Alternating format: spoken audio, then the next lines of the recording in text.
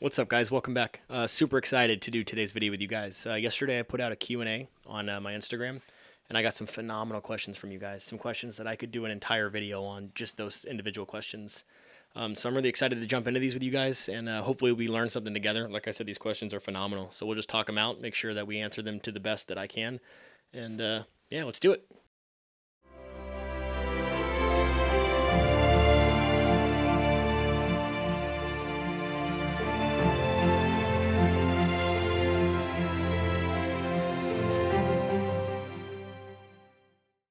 All right, guys. So first question. Is there a special part of your equipment that you would consider a game changer? Absolutely. So if you guys have been watching this channel for more than a week, you know that I'm on a lifelong search for the perfect wildlife photography camera bag. What I've noticed in camera bags is, for wildlife photography in particular, that they're either too small, uncomfortable, or they don't do what you need them to do. And you either have to sacrifice comfortability or practicability to get one or the other. So I've kind of come up with not a situation, but a system that seems to work pretty well for me, and I'll kind of dive into that here in a little bit, but I'll kind of walk you through everything I've done and had. So just like most of you, my first camera bag was just a little tote that you get with your first camera, right? And you quickly outgrow that, and you realize that it's really not good for anything besides maybe a little bit of street photography. Next, I upgraded. I went out and I got this little Low Pro 400, 450 AW Pro Tactic, and it was a great little camera bag. As you can see, it's not comfortable. I mean, it's got little paper straps, and the hip things, they don't sit well. It's terrible. And I outgrew it very quickly. It is rugged, but it's just not, in my opinion, suitable for wildlife photography if you're going to be doing long hikes. Also, if you're going to be carrying a lot of gear, it's not going to work for you. So what I did is I upgraded to the Low Pro 600, and it carries everything. But it is the most uncomfortable bag I've ever owned. So, and I don't think it has anything to do with the amount of weight that it's holding. I think it has to do with how it sits on your back. It doesn't sit on your hips like it should. It sits on your shoulders, and the hip straps, they're uncomfortable and they're awkward, and you can't ever get it to sit right. So I quickly got tired of carrying that, even though it did carry all my gear. Another big downfall is it's not checkable. And I'm not putting all that camera gear on the bottom of an airplane, so I had to stop using that. I really got sick of being uncomfortable on long hikes, so I went out and I got, the Atlas bag. And I did the Atlas Athlete, and I just figured I would carry my 600 on my back when I would go out. It is a comfortable bag for wildlife photography. It's just too dang small. It didn't do what I needed it to do in the sense of carrying the gear that I needed for a normal shoot. So I had to quickly get rid of that and kind of go back to the drawing board and figure something else out. So what I want to share with you guys is my solution to my wildlife photography camera bag. So hang on, let me get this monster up here. Bam! There we go. So this is what I've been using, and I'll never go back. This is what I'm going to use for the duration of my time doing photography. I got sick of being uncomfortable on hikes, so I went out and I got a mountaineering, hiking, climbing, whatever bag, and I found the one that fit me the best, that felt the best on my torso. It had the most adjustments to comfortably sit the weight that I needed to carry for long distance walking or hiking or trekking or whatever you want to call it. And I figured I'd go to the drawing board and figure out how to carry my camera gear after I got the bag that fit. So I stopped in at F-Stop, and a lot of you guys recommended this, so I got to thank you guys for it. But F-Stop makes these things called ICUs. They're like internal camera units, internal carrying units, and there's different sizes, and they carry different amounts of gear. But I went with the extra large, and I'll show you kind of how I have it set up in here and why it works for me. So what's sweet is obviously this bag is not a checkable bag either if you're going to be going out and doing some traveling, like most of us are. You can't always drive or walk to where you want to go, so you're going to have to be taking airplanes. So what I do is I have this set up to where I pack everything that I need for the trip in this 75-liter Osprey Volt something or other. And I have this camera carrying unit internal. And all it takes is this. Set the bag down, and now I have all my camera gear. And it's got these little anchor points that I put the little Peak Design anchors on. And it's got a strap that I can carry it, and this is completely carry-on size, and all of my gear doesn't have to go under the plane when I travel. Also, it's weatherproof, weather resistant, or whatever. The bag's got one of those little rain jackets on it. It carries everything I needed to carry. So even with the lens hood and the lens hood cover, you can carry the 600 f4. It's got my landscape lens we'll talk about here in a little bit. It's got my main camera body. It's got my environmental lens, and then it also carries my Z6 and my F to Z adapter. And then I put my batteries and filters and rocket blower, cloth, things like that in there. So, if you're like me and you're sick of compromising wildlife photography bags, check out these internal camera carrying units. Ooh, it's It's what I'm going to be doing from now on. So that's my game-changing piece of equipment. It allows me to walk further, more comfortable, stay out longer, weatherproof, checkable, altogether a good solution. Next question is, what is my preferred lens and camera combo? You guys know me. I'm simple. I'm using the D850 and I'm going to use the 600 f4 on all of my trips. It's just, I hate to say it, but you can't beat the quality. And I know it comes with the incredible price tag, but the micro contrast is there. It's the sharpest lens I own. It's the fastest autofocusing lens I own. You get what you pay for, and I hate to say that because we don't talk about gear much on this channel, but it gives me the best results. And at the end of the day, that's what I'm after. I'm after the best file for the best picture, for the best experience, and it's what does that for me. So that's my wildlife kit combo that I'm gonna be most often using. But more on that later. Next question: which situations do you take the 400 millimeter over the 600 millimeter? So like we just talked about, I absolutely love the 600 f4, but it is an f4, and even with all the sharpness and everything that comes along with that, there are going to be some times when I need a little bit more light, especially here in Alaska where the sun doesn't come up for more than 3 or 4 hours in the winter. You're going to need a light vacuum, and for that, let me get this beast up here. I tend to bring the 400 f2.8, and the reason I like the 400 f2.8 is because it really is just that. It's a light vacuum. So what it allows me to do is go from f4 to f2.8, which is that extra stop of light, which normally allows me to increase the shutter speed, double it, or cut the ISO in half. And up here, it's really a necessity in the deep dark months of the winter. But if I have a choice and the light's there, I'm taking the 600 f4 every time. If I need that extra bit of light and the reach really isn't that important, I'll be looking at taking the 400 f2.8. But that's really how I distinguish which lens I'm going to be taking is normally based on the ambient light conditions. Next question, I'm trying to knock all the gear ones out early, is what is my landscape lens? And this is kind of funny because everyone laughs at me when I tell them that the 70 to 200 is my bar none landscape photography lens. And the reason that is because I'm not a huge fan of wide angle photography. I suck at it is what it is. It's not that I'm not a fan because there's some beautiful wide angle shots. I just suck at it. I use my wide angle lenses on Aurora because there's no way to really cheat Aurora. You need a nice big wide fast lens to capture the whole night sky. But if I'm out doing like a scenic vista or a waterfall or something like that, I'm using the 70 to 200 and I'm going to frame it how I want it. And then I'm going to do a panoramic shot with, up to 10 images that I can stitch together and post. Not only does it make the best print when I go to sell it, but it also, how I display my images on Instagram, you guys have seen that video, it allows me to make a swipeable image of the landscape. And I feel like that's more interactive to the viewers and you can really kind of appreciate the vastness of some of these landscapes that we go out and take. What is my favorite animal that I've photographed? Grizzly bears. That's it, grizzly bears. No, so the reason that I'm a big fan of grizzly bears is because of the personality and the differences in where you find them. The behavior you get on a grizzly bear is different than most animals you get. Depending on what season and where they're at location, they're going to act completely different. Whether they're clamming or rooting or fishing or hunting or scavenging on a carcass, you can capture an entire book's worth of behavior on one grizzly bear's year-long adventure from hibernation to hibernation. You can capture them in beautiful lighting. They have a nice brown tone that allows you to really play with light. So overall, I'm a grizzly bear fan. Plus, it's just a grizzly bear. It's badass. So if I could photograph any animal for the rest of my life, it'd probably be the Alaskan brown bear. Next question. Are there any plans for me to make an ebook or photography editing tutorials? I'm probably never going to make an ebook only because I'm really not that smart. I'm not a technical photographer. I would have a really hard time getting into the specifications and resoluting power and dynamic range and D-min and D-max and all the stuff that you guys probably know way more than I do. You guys are way smarter than I am on that stuff. I point my camera at things that I think are beautiful and I take an image. And it'd be really hard for me to make an ebook explaining like I took a picture of this because I thought it was pretty. So yeah, unfortunately, I probably won't be doing an ebook, but editing tutorials, absolutely. I mean, I could do an editing tutorial for you guys whenever you want on anything you want. You just have to let me know if that's something you guys are interested in the comments. Next question. Why do you prefer 2.8? I'm assuming f2.8 and f4 for animals. What's wrong with the sharp body and not only the face?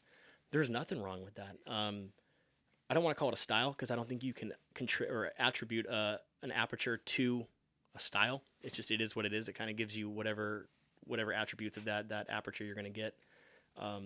But for me, it's normally all about light gathering. So I tend to have really, really low shutter speeds because I want to keep my ISO as low as possible. I hate a high ISO. It's just something I've never got into. It doesn't print well.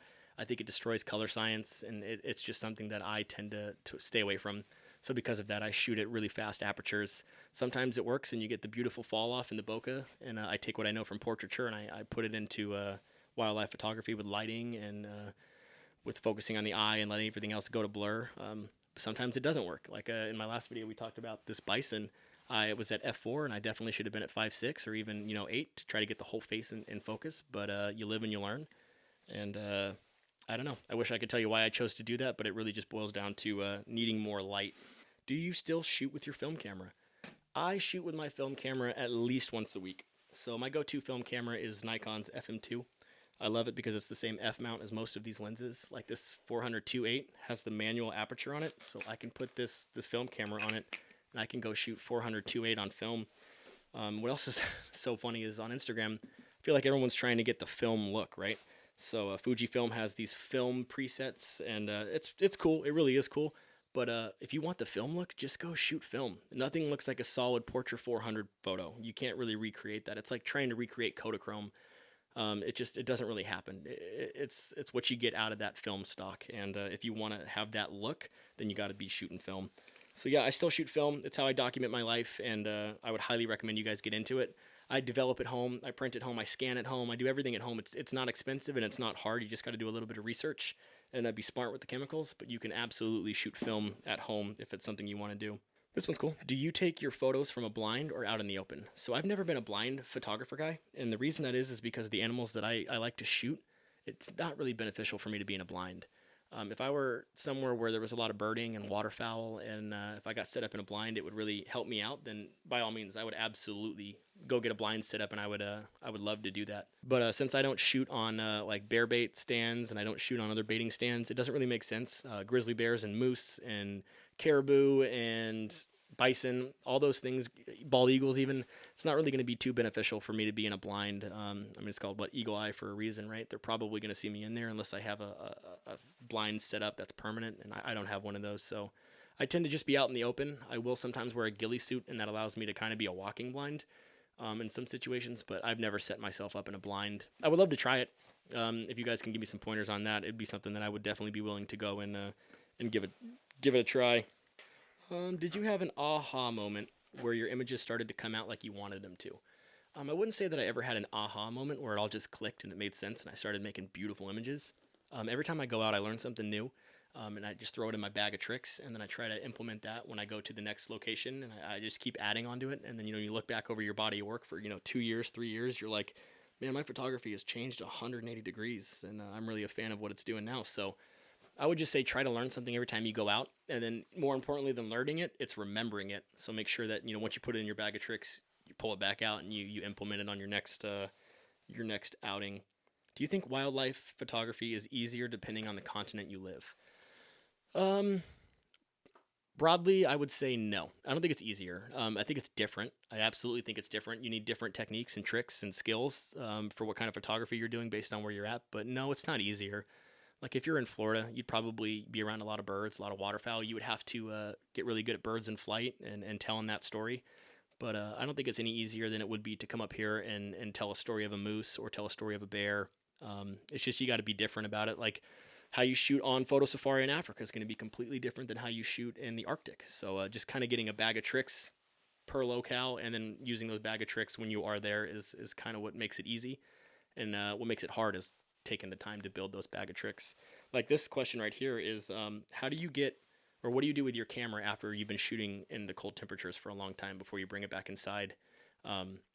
Which is a perfect segue into like shooting aurora photography. You're outside and it's sometimes -40, -50 degrees Fahrenheit for a couple hours, and the cameras have no problem being out in that cold. When you start to get into trouble is when you bring that really cold camera back inside and it warms up really quick. I'm sure you guys have seen it even in like 30 to 40 degree temperatures where you'll build up that condensation on the outside of your camera.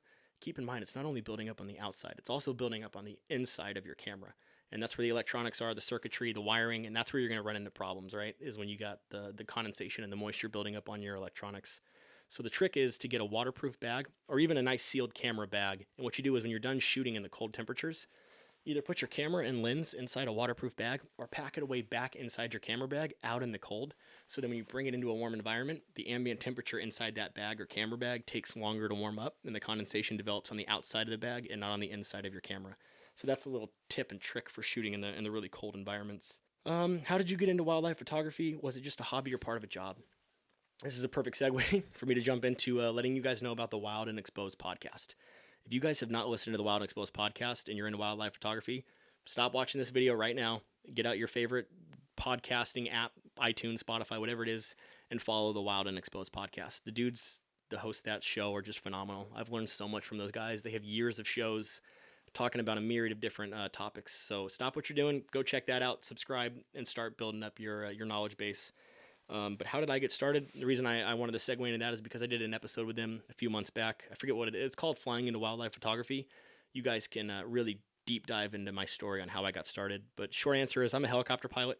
And how I got started with photography is I just wanted to document being a helicopter pilot. So what's great about that in comparison to wildlife photography is you normally need a long lens for aviation photography, and it just transferred right over into wildlife photography when I moved up here to Alaska, started shooting animals, and kind of never looked back. But if you are interested in hearing a little bit more in depth, jump over to that podcast and check it out. I don't think you guys are going to be disappointed at all. What do you think about the future of Nikon, and will you continue to buy lenses if Nikon should go broke? I don't know what the future of Nikon has in store. I don't pay too much attention to the finances. People have said that they're in a bad place. I don't know. I know that I love the final image that I get with my Nikon cameras. I'm invested heavily. I love the final product. I love how it prints. I love how the sensor technology works. I love the resoluting power and the low light and autofocus performance. It just works for me. And not brand specific. I don't really care. As long as your final image is nice and you're taking phenomenal pictures and you're telling great stories, you could shoot with your iPhone. It doesn't matter. But for me, just because I'm so heavily invested, I'll continue to shoot with Nikon until the wheels fall off. I'll buy used after they're gone, and I'll keep going until I can't use the camera anymore. That's where I stand with that. But not that you have to. Shoot with whatever works for you guys. Stop getting so wound up into who shoots what and what camera you have and how many megapixels and what lens you have. Just go out and shoot and have a good time. Tell good stories. People care about good stories. Like when you watch someone pitch a National Geographic story, when they go to National Geographic and say, hey, I want to tell a story. The guys at National Geographic aren't like, hey, show me your portfolio of images. They want to hear the story you're pitching and the angle you're telling that story from, and then the supporting pictures at the very end that kind of round out the whole story. Of course, you got to have a good picture because it's what's going to catch your eye and it's going to bring you into the story. But if you don't have depth in that story and you're not telling it from a journalistic point, then what are you doing? You know what I mean? That's not what makes good photography. Photography should tell a story. And that's what I think is more important than what brand you're using, because no one cares. Only photographers care about what brand of camera you use. I've never sold one print to the general public who says, hey, I really like this moose shot. Did you take this on a Nikon? It's like asking Gordon Ramsay what oven he uses. It doesn't matter. You know what I mean? As long as the final image and the final product is top-notch, world-class, shoot with whatever gets you there. Moving on. How many hours a week do you dedicate to wildlife photography? So like I said, I'm a pilot for a 9 to 5, I guess, but I dedicate as much time as possible to wildlife photography. If I have a free moment and the weather is at all decent, the lighting is at all decent, I'm out shooting, or if the weather's bad or it's nighttime and I can't go out and do photography, I'm listening to podcasts, I'm watching YouTube videos, I'm trying to master my craft, and I forget what the adage is, but it's like it takes 10,000 hours to be a master or something, so I'm just trying to dedicate myself, learn as much as I can about lighting and composition and storytelling, and that'll lead me into the final question. I appreciate if you guys are still here. I kind of just blabbering. Any big projects you're working on?